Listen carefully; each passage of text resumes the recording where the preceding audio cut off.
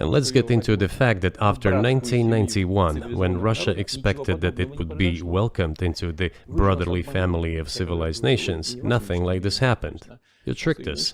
I don't mean you personally when I say you. Of course, I'm talking about the United States. The promise was that NATO would not expand eastward, but it happened 5 times. There were 5 waves of expansion. We tolerated all that. We were trying to persuade them. We were saying, please don't. We are as bourgeois now as you are. We are market economy and there's no communist party power. Let's negotiate. Moreover, I have also said this publicly before.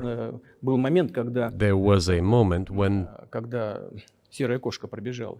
a certain rift started growing between us. Before that, Yeltsin came to the United States. Remember, he spoke in Congress and said the good words. God bless America. Everything he said were signals. Let us in.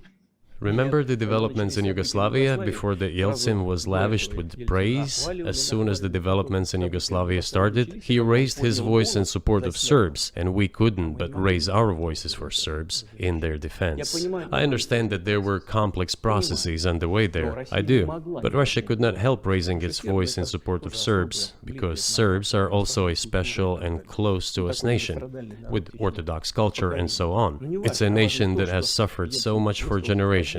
Well, regardless, what is important is that Yeltsin expressed his support. What did the United States do? In violation of international law and the UN Charter, it started bombing Belgrade. It was the United States that let the genie out of the bottle.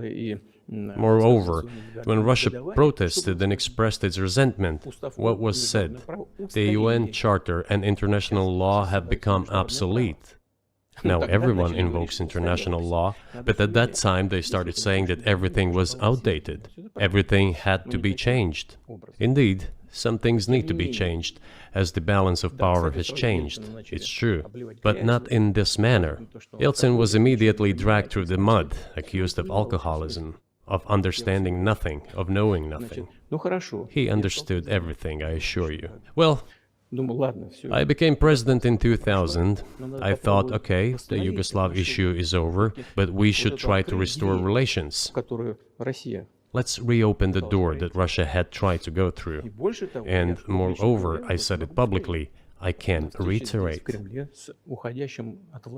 At a meeting here in the Kremlin with the outgoing President Bill Clinton, right here in the next room, I said to him, I asked him,